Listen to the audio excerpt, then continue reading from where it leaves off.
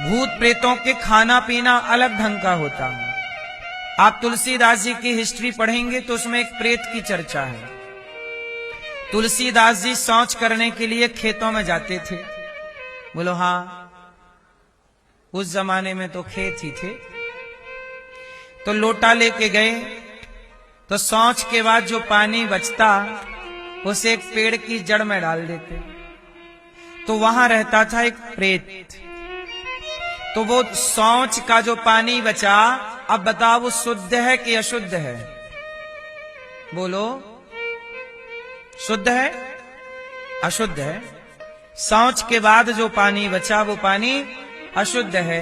और तुलसीदास जी का नियम बन गया कि उसी तरफ जाते और जो पानी बचता उसी एक पेड़ की जड़ में डाल देते। वहां प्रेत रहता तो वो अशुद्ध पानी पीता प्रेत। प्रेत शुद्ध पानी नहीं पीता। प्रेत कैसा पानी पीता है? अशुद्ध।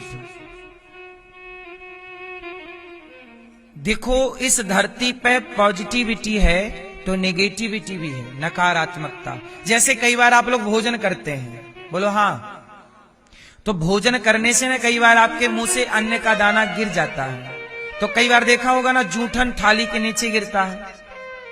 बोलो हाँ, वो जो जूठन गिरा है ना आपका, उसे प्रेत ग्रहण करता है, उसे भूत प्रेत पिशाच ग्रहण करते हैं। क्योंकि शौच का पानी अशुद्ध, जूठन अशुद्ध। इसलिए कहता हूं कि खाओ पियो बड़ी सावधानी से। आप कुछ भी, जैसे आपके घर में आप शुद्धि का ख्याल नहीं रखते, यदि अशुद्धि होगी तो आपके घर ना ये नकारात्मकता घुस जाएंगी, क्योंकि उन्हें खाने पीने को चाहिए ना। तो भूत प्रेत भी तो ब्रह्मांड में सब, धरती तो सब की है, सब भाग ही रहे हैं। जिसे जहां जगह मिल गई वहीं घुस गया।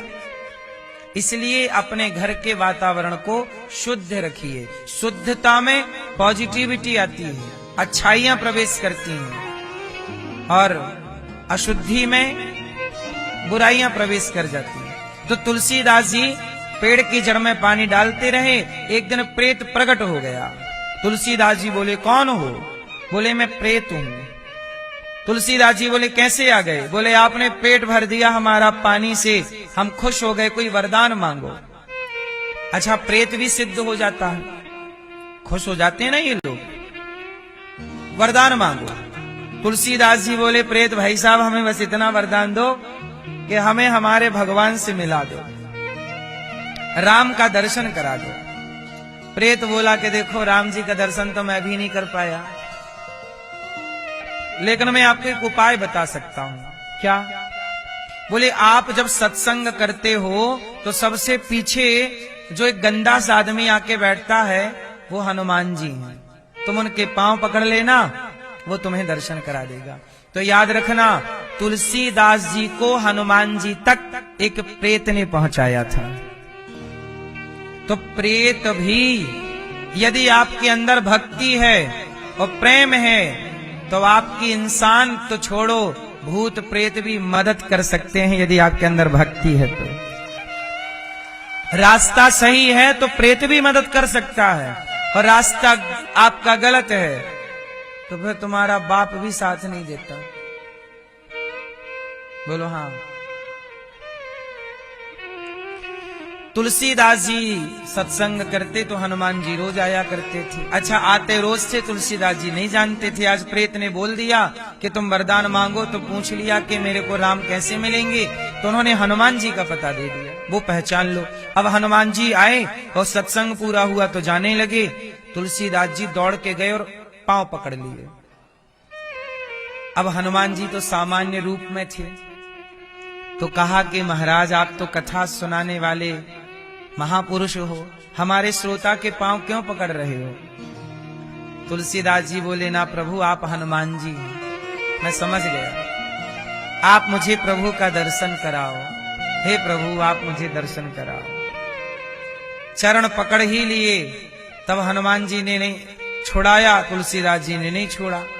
तब हनुमान जी ने दर्शन दिया। तुलसीदास जी ने कहा, प्रभु मुझे राम का दर्शन कैसे होगा? बोले चित्रकूट में रोज आते हैं राम जी, तुम वहां बैठना।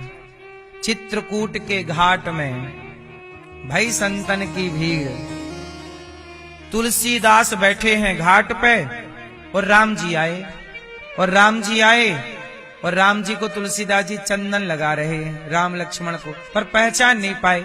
तब तुलसीदास जी को याद दिलाया हनुमान जी ने, तुलसीदास चित्रकूट के घाट में भई संतन की भीड़, और तुलसीदास चंदन घिसे तिलक लेत रघुवीर। तुम जिन्हें तिलक लगा रहे हो वही रघुवीर हैं, वही रघुनाथ जी हैं, पांव पकड़ो। हनुमान जी ने जब याद दिलाया, तुलसीदास जी गिर पड़े। देखो ना जाने किस रूप में तुलसीदास जी से तिलक लगवा के जाने लगे और तुलसीदास जी नहीं पहचाने। तो हमारे और आपके अगल बगल कब भगवान आके चले गए हों, हम थोड़ी इतनी ताकत रखते हैं कि हम भगवान को पहचान लें।